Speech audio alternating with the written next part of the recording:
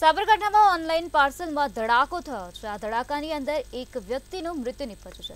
તો સાબરકાંઠાથી આ મહત્વના સમાચાર સામે આવ્યા છે। ઓનલાઈન પાર્સલમાં ધડાકો થયો અને તે ધડાકાથી એકનું મોત થઈ ગયું છે। વડાલી તાલુકાના વેડા ગામની આ ઘટના સામે આવે છે।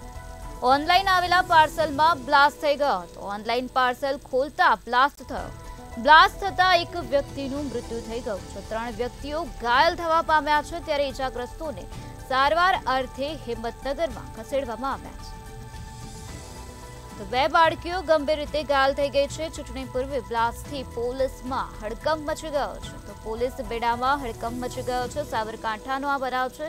વડાલી તાલુકાના વેડા ગામની આ ઘટના પ્રકાશમાં આવે છે, જ્યાં ઓનલાઈન પાર્સલમાં ધડાકો થયો। પાર્સલમાં ધડાકો થતા એક વ્યક્તિનું મોત થયું, જ્યારે 3 વ્યક્તિઓ ઘાયલ થવા પામ્યા છે। 2 બાળકીઓ ગંભીર રીતે ઘાયલ થઈ ગઈ છે। તો ઇજાગ્રસ્તોની સારવાર અર્થે હિંમતનગર ખસેડવામાં આવ્યા છે।